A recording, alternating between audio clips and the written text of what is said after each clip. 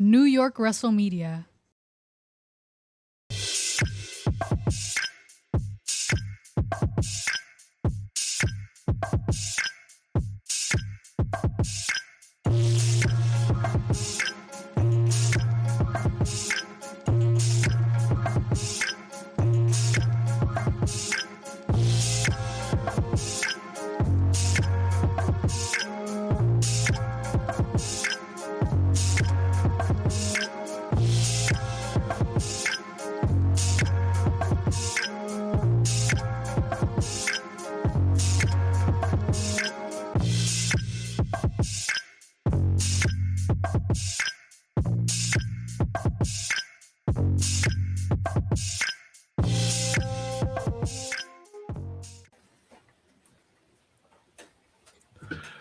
Breaking news edition of New York Wrestle Media cutting a promo.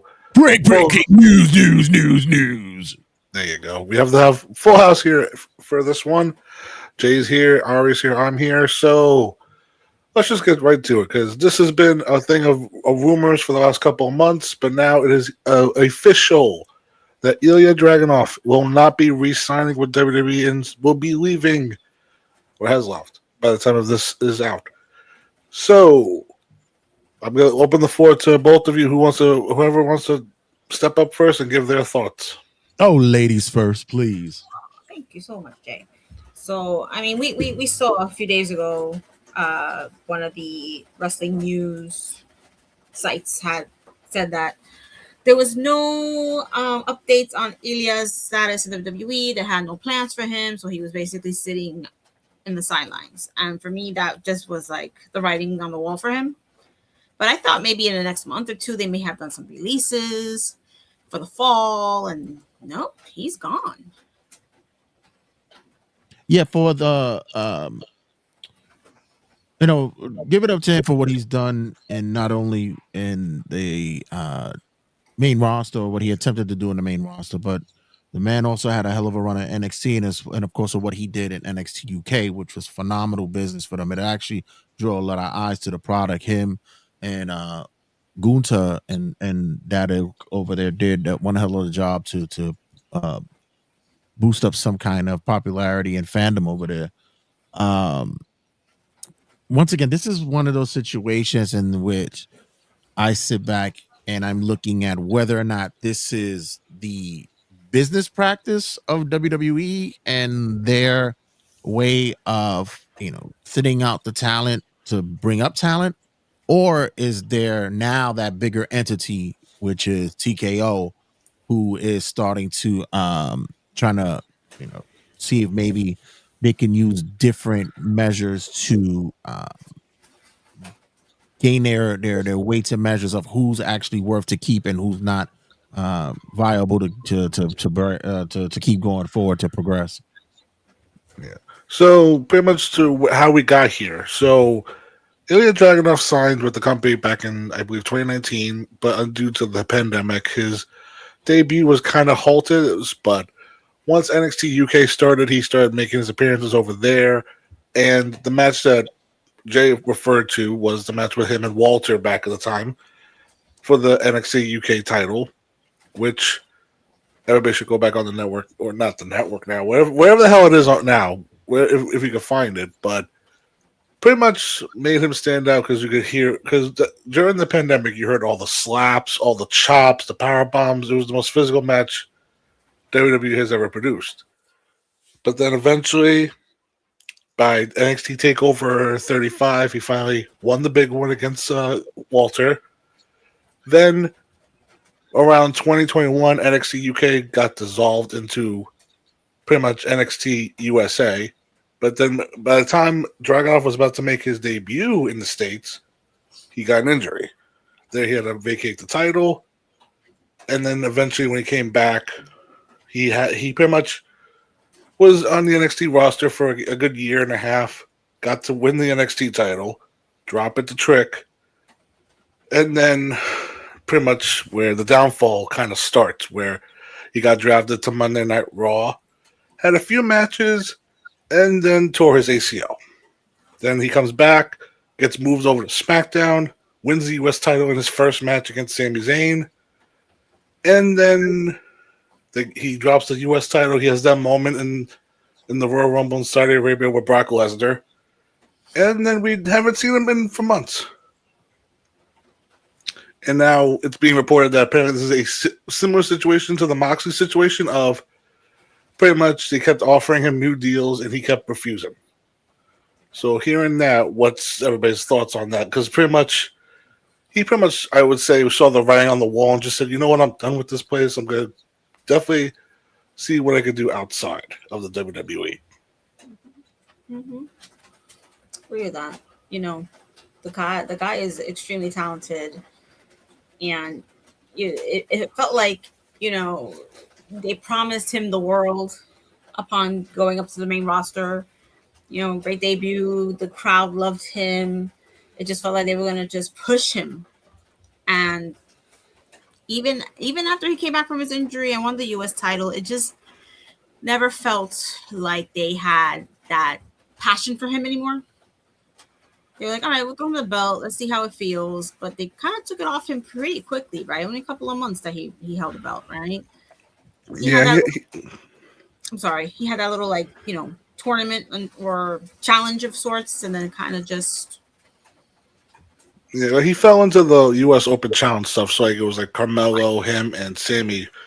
Pretty much like a triangle of switching the belts from one to another. But those matches were the best part of SmackDown. And then once they got rid of that was pretty much the end of Dragonov. But it's been weird because, again, we haven't seen him since the Rumble. So I assume, I don't know if they just didn't really know what to do with him, or maybe he was hurt and nobody knew. But, I mean, Jay, what's your thoughts on this?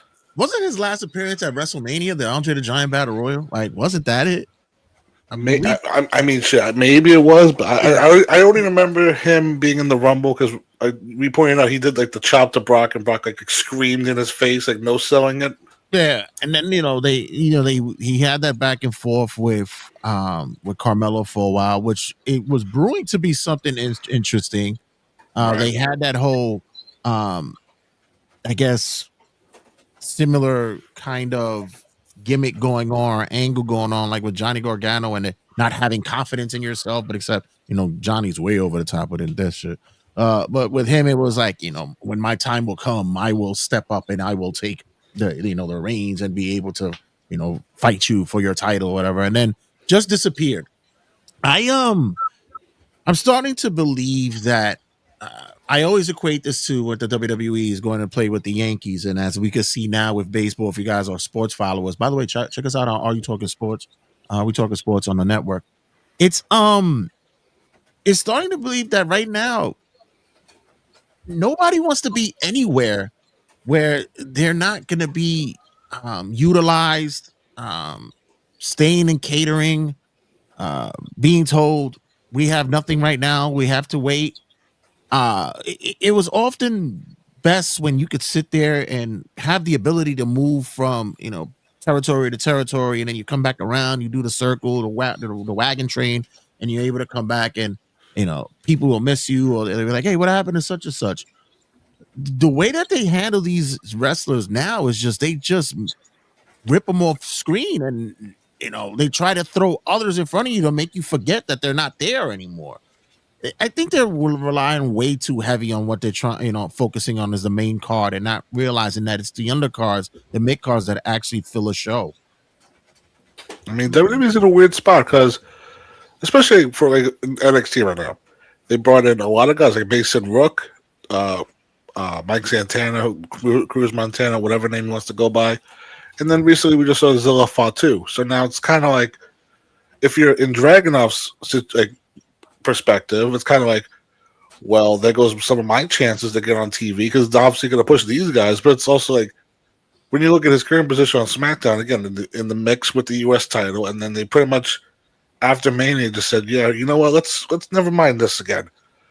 I wouldn't be surprised if this is like another JC Mateo, Jeff Cobb situation where he's going to them and saying, hey, let me work main event. And the producers are saying, no, we have something else in mind for you. Meanwhile, it's like, that's like that.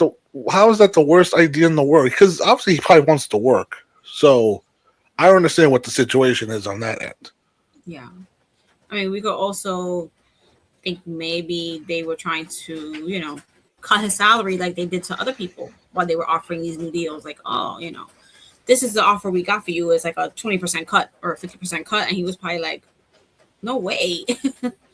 Like, yeah, I could see that back and forth happening easily to the point where once the expiration date hit, they were at a impasse, And didn't tack injury time to his deal either. Right. Yeah, so that's the other thing too, and that's just why I'm saying the biggest element that's probably in play here is a TKO element, because now with the I guess what they would consider the Moneyball marketing strategy that they're using, where they're looking at socials to see the algorithm of who's on the demand. They're looking at ratings to see who dips off when they're on screen, and what their merch is looking like. I think for a lot of this, it's very much playing, by the numbers, way too close to financial numbers. But my question is to you guys: if you're looking too close to play by the financial numbers, then why is it you keep bringing in all these people all at one shot? You're taking a person, let's say, with Dragonov's experience and the ability to work and go, and his contract will be maybe $2 million a year, and then you don't want to pay him that, but you bring in 5 people who is on the up and coming on the way, and that equates to the 2 million. So are you rather paying 2 million to 5 or 2 million to somebody who actually can put in the work and bring in some eyes? I think I have an answer for at least 2 of them. For at least guys like Baron Corbin and Big Cass, they probably took the cheapest deals they can, but you know what? It's plenty enough for them. Because I mean, again, it's weird how they got rid of all these guys, and of all the people to bring back, it's Baron Corbin and Big Cass. I mean, Corbin was only released 3 years ago, and Corbin's been Corbin's been 3, Cass has been 8 years. Mm-hmm. I mean, Cass has definitely improved over the last couple of years, but it's also like, after all these guys you're cutting, Sheamus just fucking left. For one of those guys that you thought would be a lifer. The New Day are left, and AEW bound, seemingly. Like, I mean, I could see that Dragonov not being too keen on the number they probably gave him and said, you know what, fuck this. Yeah. They're not using me properly. I could go somewhere else and do so much better. Absolutely. It is. It's like James said, it's an enigma. Like, you're letting go of these prime talents, like these absolutely fantastic workers, because you don't want to pay them, but you're taking that same money to bring in these other wrestlers that, no disrespect to guys like Baron or Cass, they just are not at that level. Like, why are we reverting a little bit? That I don't understand that either. It's very odd to me. Yeah, and they used to have those contracts years ago. WWE would have 3-year deals, and they would inflate them. And then sometimes when it came to what would be the best end, some of the guys would take the low end because they knew that merch sales would get them more money.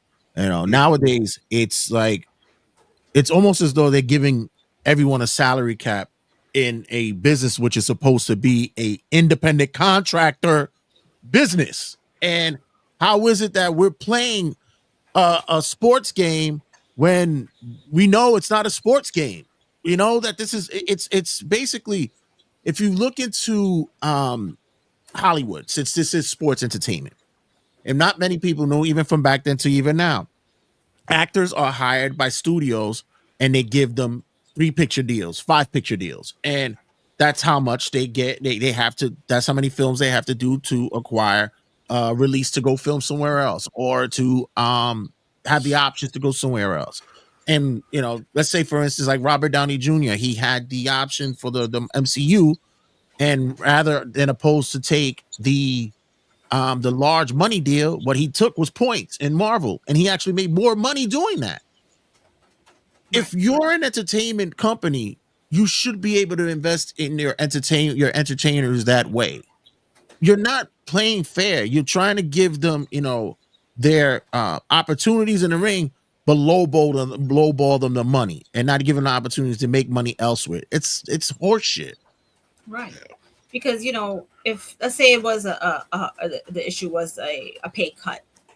So you want to cut his pay 50%, and you expect him to take that, and then now you're going to throw him on TV, so he's working hard for half the price. Right. It's not a lot. It's not a logical business practice. And the ones who are still going to eat are the ones who are going to be on top. We're not going to see Roman get that deal. We're not going to see Cody get that deal. We're not going to see Punk get that deal. No. You're able to do that to the smaller market ones because you think you have them by the balls and you could actually neuter them that way. When in all honesty, we've seen guys who go, I made shit more money on the indies. I made a lot of money on the indies. Cardona took this deal. Why he took his deal? So he could be closer to his wife. That's basically what it really is. And a lot of these guys do take deals because, it's not easy to have your wife in the West Coast, you're in the East Coast, and then you're crossing paths and you're hardly seeing each other. Or maybe you get to see each other once or twice a week or maybe a month. So they're like, hell, if I could travel with my buddy, why not? Now you got other individuals who can't do that. Seth ain't gonna take that deal. Becky ain't taking that deal. As soon as you try to squeeze Seth out of that money, Seth is like, I'm gone. Get out of here. I can retire. I'm good. Yeah, he won't be the loyalist soldier in the room. He'll just be like, I've made my money. I'm done. What's happening now is what happens in sports. We used to have loyalty amongst players when it comes to teams because why? They wanted to make their team better. They wanted to be champions. They wanted the ability to bring more eyes to their team, to bring more money to the team. Now the team is WWE and nobody wants to, stay anymore because the team itself is squeezing them out of money. And it's like, come on, you're not giving them the opportunity they can deserve. The fans would have definitely, and they had backed Dragonov, but then you take it all away. Why? Well, because you got somebody like Trick Williams that got everybody going, whoop that trick. Whoop that trick. Come on, man. That's how can you progress when you're only, just looking at a person's tagline as opposed to what is actually a true performer? So I had to look this up because I wanted to make sure the numbers I'm going to say are accurate. So for anybody that signs with NXT, the guarantee they get base pay is $75,000 per year. Shit, I'll take that. It makes it a little bit more than I'm making. I'm kidding. So then, what? Entry level, that's 75,000 mid to top tier talent. Before you continue, 75,000 to an indie star going in. That's low, mid range kind of. It's money for them. That's good money for them. Because it's good money because the only thing that you really worry about is now you're centralized to Florida. You don't have to go across the country. You're not flying on. So you have one spot and you may be working 2 or 3 spots a week. So, you're okay with that. It's funny you just mentioned that because before I was about to say that mid to top tier talent, established or outside recruited major names, pulling 100,000 to 400,000. That sounds about right. So say for guys like Mike Santana and Zilla who made names off themselves off the indies, probably get that 100,000. Now, say give or take, Dragonov was making give or take, let's say 400,000. And if we believe these reports of TKO saying they want everybody to take a 50% pay cut, you're telling me Dragonov has to make half of what he's already been making, guaranteed? And honestly, if we're gonna talk about economy, $200,000 isn't the kind of money it was 10 years ago. Depending on what state you're in. Yeah, but it's also you're not paying taxes on it. Florida don't have taxes. Yeah. But across the country, everyone's crying about how everything is so expensive. Yeah. People were talking, so in Florida, things may be cheaper in one aspect, but there's a lot of things that are much more expensive because you need to rely on a car. Gas is up the roof. It's through the roof. So, Mm-hmm. And that's the other thing too. They're not paying for their transportation. These guys are traveling on their own. They're not getting reimbursed for none of that shit that they going from town to town or plane to plane for. But the funny thing is they're doing this, and meanwhile, the company's not bleeding for money. They're making money. This is like the dying days of ECW and WCW. They're in the black every year, and it's the shittiest product that's happening. And every year they get at least another billion added to their revenue. Yeah, absolutely. So on the Dragonov point of him leaving, and I mentioned that they didn't even add injury time to it. So it's not like, he's going to be free in October. No. Right. He's free now. There's a major show coming up that he could pop his head on. What are the odds that Tony Khan could pull this off? So it's the best option. Take him now. Take him now, put him in that gauntlet. You know what's even crazier? We're 24 hours away from Ring of Honor. If he could pull off 24 hours and get that dude on the show, because Nigel McGuinness is being pulled from the show. Mhm. If you could get Dragonov in there against Lee Moriarty, Ooh. that's going to cause a lot of buzz in the positive way for Tony Khan and for Ring of Honor. Just to say, hey, we got Dragonov in for a one shot. Well, this is his official debut. I wouldn't say it would be a buzz. Maybe you guys would know more than me about that, but I don't think it would be a buzz. But I think it'd actually be a shot in the arm to like let people know, like, yeah, I could still work. I could still get business. And you know what? That door that people thought would be closed, that I would have to possibly wait for, done right. And as a booker, yeah, I could get them in and see what the buzz will be afterwards. I think it could be a shot in the off for in a positive way for future wrestlers. All right, it's a long shot for 24 hours, but I mean, Yeah. come on, 11 days from All In, I mean, casino gauntlet match. Come on. Yeah, I think that would be more prime for him than Ring of Honor. I mean, not to say that they couldn't get the eyes on Ring of Honor. It's only $10. You just download the app, pay $10, and the pay-per-view is included. So people will be like, "What? That's great to get to watch Ilya wrestle somebody like Lee Moriarty and have an amazing match." But if you're gonna debut the guy, it's got to be at All. Yeah. But that's their biggest stage of the year. The Casino Gauntlet has that element of surprise. You don't know who's gonna come out. And we saw that's when Ricochet debuted 2 years ago. He popped up in the Gauntlet. Why not use the Gauntlet as a way to bring out a couple of new names to AEW? Let me ask you guys. What do you think, besides, let's say, money wise, let's stay out of that. What do you think that WWE didn't see in him? If I can answer, I think it's the injuries. I think the injuries hurt him. Because, I mean, I do think that once they moved them up to Monday Night Raw, they had big plans for him. Because, I mean, when you look at them, when that Monday Night Raw roster where they had Gunther, Drew McIntyre, Sheamus, they wanted Dragonov to be in the mix with those guys. Because all their matches were hard hitting. They wanted Dragonov to be in the mix. Unfortunately, he tore his ACL. So probably they were like, fuck, like, okay, we have to wait a year. But then all three did different things. Like Drew had his feud with Punk, Gunther had his world title reigns, and then Sheamus was just used to get other guys over. And then when Dragonov came back, like, okay, Sami Zayn has this U.S. title open challenge. That's a good opponent for him. Let's do that. And then Dragonov and Carmelo had magic together. And then, I don't know, like this past year, they probably soured on him. I don't know why. I have no idea why. Probably because, you know what, this is probably the old Vince adage. He doesn't know how to talk. He doesn't have charisma. That could be a factor. I mean, you bring up the injuries, and that definitely, especially something where someone's out for that long, the world may stop for that person, but the rest of the world has to keep going on. They can't just pause everything because he got injured. They're going to have to continue working on these storylines, elevating the other guys, pushing the other guys, rewriting stuff. So unfortunately, when they come back, it's almost like, now where do you fit? Because we moved away from what we originally planned a year ago. Things look completely different now. We don't know where to stick you now. And we never got a Gunther Dragonov match on the main roster. I can agree in some part with the injuries. I also get to the point where they give them a small window to be successful coming out of NXT, especially then. Yes. If you don't get a pop in that window, either be it from injuries or even return from injuries, and you don't, give that glimmer of possible the green, the money. If you don't do that, they'll disregard you, because honestly, they could have kept them and utilized them in AAA. I think he would have been great over there in AAA. He'd have been awesome in AAA.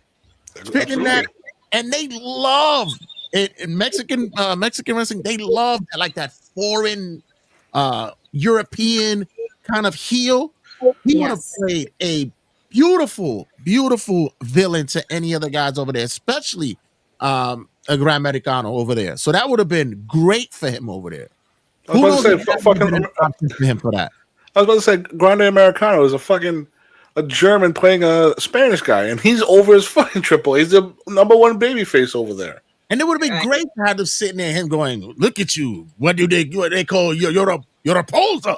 And like that would have been a great angle starting off there. I wonder if they would have offered him that, and if he would have taken it. Because to me, he would have been superstar instantly over there. Yeah, I mean, you get to work in front of a hot crowd because those Mexican crowds are. Obviously they love their pro wrestling. They love their lucha libre. They go crazy for it, and he would have been working in front of a hot crowd. Whether they would have loved him or hated him, it wouldn't have mattered. It would have just been nonstop, pops and heat. Yeah, I think he would have been great there. Like you said, he could have had a great feud with Grande Americano or one of their other big stars. Dragonov and Penta. I mean, come on. Like, the dream matches were there for Dragonov, but now that he's outside of the WWE bubble, I mean, AEW is probably the more likely first destination, but New Japan Pro Wrestling would love to have this dude come around on their tours and wrestle. Yeah. Can you imagine Dragonov and Zack Sabre Jr.? I know. Yeah. Listen, I also look at the aspect of what does WWE and the elder statesmen, the older, the guys who've been there before the TKOs, the Triple H's, those guys, do they look at look what it is, knowing that possibly that TKO's doing the squeeze, and they're like, fuck, why the hell did the old man sell to these people, man? What the hell is going on here? I would hope they are. I just want to add a note in that this might not be the last one, because apparently some deals are due to expire in October, and I mean, if Dragonov might be the first domino of probably many more, and I wouldn't be surprised. I'm going to throw his name out there, Carmelo Hayes. I would not be surprised if by October he's gone. Because what the hell are they doing with him? Yeah, I'm sorry, Adi, but I just wanted to say, like, I don't. When it comes to people leaving, it's part of the business. I get it. Like, I'm not upset that Sheamus is not coming back. It's fine. I get it. The talks of Bailey leaving, I'm okay with that. That's fine. It's okay. Just do something new. I get that. But it's just that when you do it this way, it kind of bothers me, because it's like you didn't even give somebody the chance and the opportunity. Yeah, because you're just seeing them as a number. You're not seeing the value that they bring as a performer. Like in any job, people get laid off of jobs, and it's just it was just it was the numbers. It was fine. It had nothing to do with you. You were great. It's just the numbers. That's always the excuse. And like, how does that make a person feel to hear that it came down to digits on a screen? That's what I came down to, digits on a screen, where, especially in the professional wrestling industry, where you're putting your body on the line all the time for these guys. And that's all they see you as. And I know somebody's going to comment on this video that Dragonov wasn't over. Here's the problem. WWE never gave him the proper time on television to get over. The matches, those were fine, but they never gave this dude the microphone. They never let him establish a character. Like, we never got to really know who the hell Ilya Dragunov was. I mean, like, who is the Mad Dragon? Why is this guy very intense? I think it's like when he got brought up, the crowds were crazy. They were so happy to see him on the main roster. So yeah, it was already laid out for them to just, like you said, tell the story. Tell his story. That's all they needed to do. Danhausen curse, right? Didn't he interact with Danhausen at one time? No, I don't think so. But that's who's over. The Danhausen thing is over. That's what's there. It's over, but now people are getting annoyed. But now that you bring that up, that's a problem too with some of the WWE main general fans these days. They don't care about what you do in the ring. They care about the gitchiness that you bring in on a promo, or how you look, your style. And the Danhausen is perfect for that crowd because he's a stinker in the ring, but he has this really kooky, fun gimmick and the voice and the whole "I thirst you" and all this. They like that cornball shit. Yeah. let me pose this question before we head on out. Where currently the WWE are openly saying that the younger guys are sick of the older guys, like, being in the spots, like Roman, Rollins. Cody and Punk, they've acknowledged it on television. How does this look on the company when young guys, I'm going to say relatively young, despite Dragonov maybe being in his 30s, but he could have been the future. How does this look on the company when people are pretty much now looking at calendars or like counting down the days of their contracts? Like, does that say something about the company? How are we supposed to look at this as fans? Oh yeah. I mean, yeah, you're right. They say those things, but they're cutting them all out. You're cutting out all the young guys that you are trying to say, oh, they're sick of the old regime. So why are you cutting them out? And like you said, why are so many of them willing to leave so quickly without even looking back? Something's going on back there that we may not be privy to, that they are. Maybe one day one of them will say something and speak up about what's going on. I mean, even though he's not young, obviously he's a legend, but you know, Adam Copeland recently made some comments about how things have changed so much. And you know, he saw so many years of WWE. So he's seen those changes happen over time. And he has that bird's eye view of, well, this is how it was when I was at the very end of my career there. No creativity control, no this, no that, no the other. So I think a lot of these younger guys come in and girls come in with that hope and dream of being able to create this special character for themselves. And then they find out they're being cuffed. Yeah, you get that whole Triple H mentality, which I think I saw that he had said, which is, if you didn't earn your spot, then you didn't work hard enough to get it. Right. Earn it. You want to be in the limelight, you want to be in the spotlight, you want to be center stage, center of the ring, you got to earn it. And it's like, how? You're not even giving them opportunity to earn it. It's a counter. His statement was complete bullshit. Right? You're just burying everybody on the roster in public. Then the other aspect is what becomes is a guy moves out the way and somebody goes, ooh, I'll take it. I'll take his spot. I got it. Hey, let me do it. Give me. You know, how much he didn't want that? He didn't want that money. I'll take his money. I'll take it. I'll do it. Yeah, I'll do it. I'll do it. Oh, he didn't want the 200,000. Oh, I'll take it. And it's like, come on. You're undercutting the wrestlers. You're undercutting your fellow wrestlers. It's all become like, I guess you would correlate it to the cliche thing of class and the crabs in a barrel thing, because everybody was putting each other down. And then you can't stay, the old are they're gonna go. So like by the time they're gone, what are you gonna do next? When Randy's gone, when Punk is gone, when Roman's gone, what are you gonna do next? You can't just stand there and go, oh shit, because all the guys that we wanted to be next are all gone, or they're miserable and they're just waiting out for their contracts to end. That, or if you try to put them in those spots and the crowd doesn't react to them, gee, I wonder why, because you didn't push them or gave people a reason to care. They don't even know these guys. It's a different thing when, and I to be fair, and I think that's what happens with the head honchos on the main roster as well, because when you're in a smaller bubble in NXT and you get to have that ability to get that respect, the admiration of the fans, Sean actually lets you go out there and tear it up. Like he's just like, just go out there, hit this bullet point, hit this, and then you're good to go. Like when you're able to do that, the higher ups go, wow, he's really got the fan. That guy turning it on. That woman, that girl out there really could wrestle.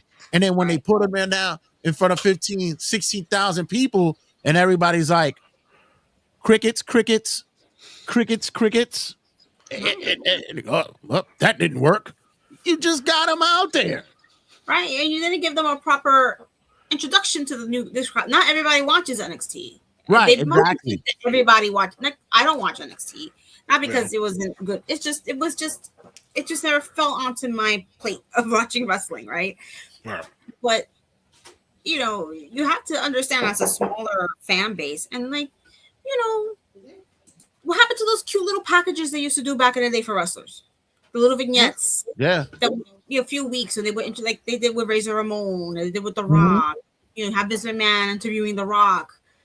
Razor Ramon walking around the cities doing his Razor Ramon thing. Like, why are we not doing that for a lot of these wrestlers anymore? They're very selective about who they do that for.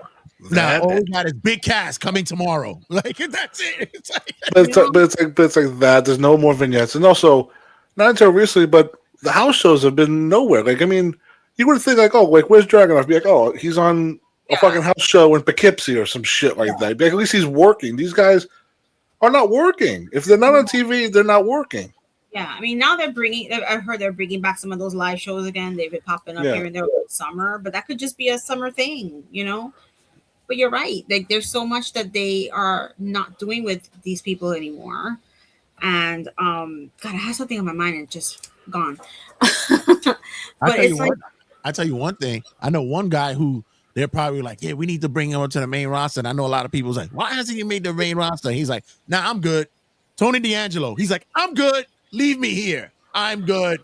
I'm fine. I've been here for 5-6 years. All right. I don't because honestly, he transitions, he goes up there, he's gonna be dead in the water. Right. No, now I remember what I was gonna say. You know, I keep seeing a lot of people asking the question, how is it that Sean can see so much in some of these guys and girls? Where's the disconnect between him and Hunter and whoever else in the main department? Let's call it WWE, the main department, that they're not seeing what Sean's seeing. I mean, I would say it's on Triple H's team at that point, because I mean, Triple H is technically the head of it, but I mean, if his team, like, I mean, there's been similar reports where, like, apparently like, Triple H's team haven't seen what Soruka works like. Like, are you fucking kidding me? You called her up to the main roster and you don't know how she wrestles? Right. I'm too busy. Mike, I'm too busy to do that. I'm too busy. Yeah, dude, fucking what? I'm too busy getting my daughter ready to sing the national anthem at a summer slam. Oh, Jesus. But you know what the weird thing is? Is like, Dragonov uses, I get it. Like, they tried re-signing him. They kept offering him things, and he probably said no.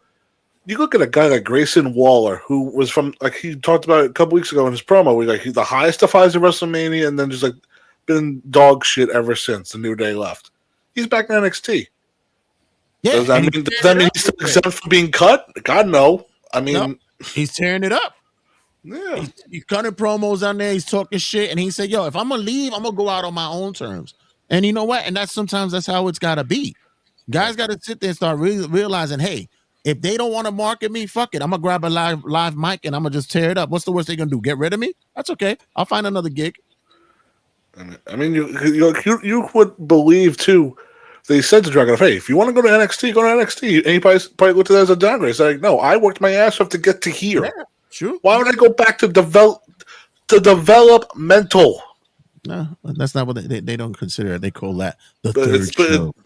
But come on, you know damn well there's people still fucking learning how to wrestle, and Dragonov's supposed to sit there, and be like, hold on, let me do my roles.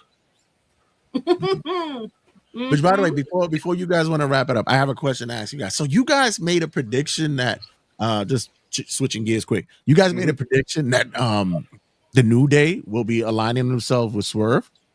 Yes, and funny enough, it's actually it looks like it's gonna happen. Wow. Yeah. So some inside baseball, right? Not too long ago, I had heard a rumor that this was going to happen, right? Right. That this pairing with Swerve was going to happen, but it wasn't going to be New Day. Mm. Inside baseball, before the New Day got released, or they didn't renew their contracts, the pairing was supposed to be with an internal AEW tag team. That it was supposed to happen. That was supposed to be a new formation of a faction. And from what my understanding, before the injuries happened, it was supposed to be Private Party. Yeah, I could buy that. I was feeling that vibe too a few months ago, and unfortunately, they both got injured on the same match. How do you get injured at the same match? Like, with the same injury, they got the same injury. Anything you can do, I can do better. I just feel so bad for them because it's like, damn, they have no fucking luck. They keep getting injured. One gets injured, now both are injured, and we don't know what injuries do they have exactly. Because I don't think I ever got that detail. I believe it's a rotator. Yeah. Oh, damn, they're going to be out for a while then. And Quinn already had to deal with one rotator at one point in time. So Rotators can take forever to heal. But this is why I go and I say that to say this as well. Yeah, injuries, it can hinder your career, especially when it just seems back to back. But one thing that happens is owners, promoters, they still find a way to be loyal to their people and see if they make their way back from it. Quinn is always hurt, and he's still with AEW. He's been there since day one. And the medical bills are paid. Yeah, and they're paid. So, like, you know, it's part of the game. It's part of the sport. It's part of what happens in the business. Injuries are part of it. You know, they get paid, and they still get to do the fucking indies. Yeah. So, like, you can't. You know, it can't always to be about. Listen, you know, this guy's injury prone. Everybody's going to be injury prone. You know, nobody's going to have a career like Miz and AJ that they only got hurt once or maybe twice in their career. It rarely happens. So, you know, we got to take the bad with the good. Yeah. But basically, WWE just gave up on Dragonov, and Dragonov in retaliation said, "You know what? Fuck off. I'm leaving. I will take my talents and go somewhere else. Whether that's back to his home country. No, I think he's from Germany, and either that, he'll go back. He'll go to Japan, fucking kill it over there. And you know what? Maybe we'll see him in London for All In. That's my bet. I'm going to guarantee that. I'm going to guarantee that happens. That's the better look for him. Yeah. Also, just to bring this up real quickly before we get off the air, but I saw another little tidbit earlier about WWE trying to trademark Julia's name. Oh no! Which broke my heart for her because now they want to own her. And what are they? She's next to go. I'm like, earlier today, I was like, when I saw the news about Dragonov, I'm like, you know what? It's gonna happen to Julia. They're gonna, you know. Wait until that contract expires and she's gone if they don't release her before then. Then I see this and I'm like, oh, that's tough because when that does happen, because that's going to happen, what is she going to do? She's going to have to use that's her name. Nah, it's going to be Julia with an X, just like Zelina with an X. It's going to be Julia with a J now. Julia. Julia, Jew, Julia. Like, it's going to be like that. These younger wrestlers, and I know it's an investment, but there is an investment that's very wise. They need to start trademarking their own names. Yeah. Because now WWE is going to own this woman's fucking name, her actual name. It just blows my mind how they can do that. But you kind of also have to look at it like she's kind of agreeing to it. So it's kind of, you have to also say, like, why, woman, why? Exactly. I'm like, girl, that's why I was like, I said when I sent it to you, I'm like, girl, no, don't do it. Like, do not let them do it. It would suck if they do this now and then in October she leaves or they release her. Yeah. It'll be like, that'll be the biggest fuck you in wrestling. But yeah, pretty much final thoughts. Dragonov leaving WWE is probably the best thing for his career. And WWE is gonna say, like, oh, like, we tried, but you know what? Once he shows up in AEW, we're all in.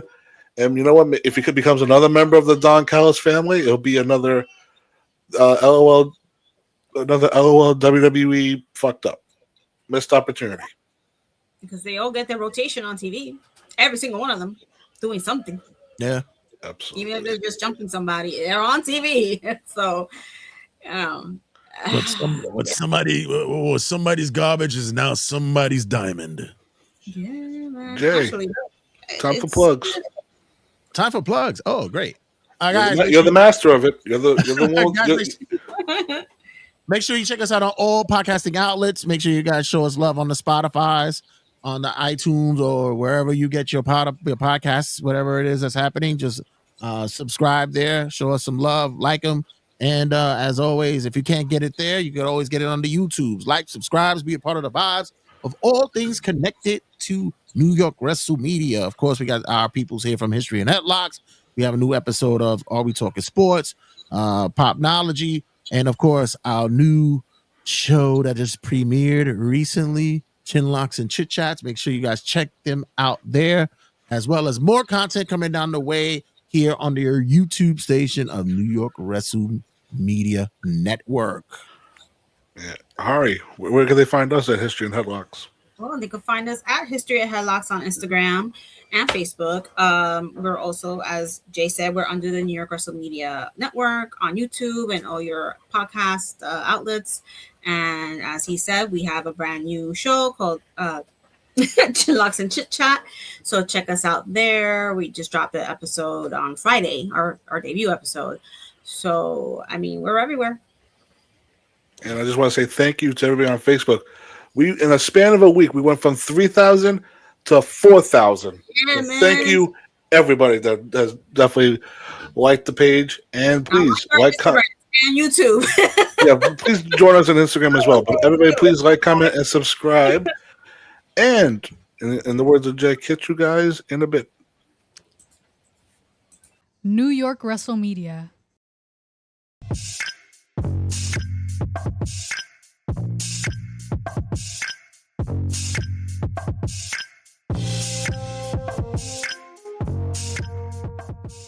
Turnbuckle Tabloid.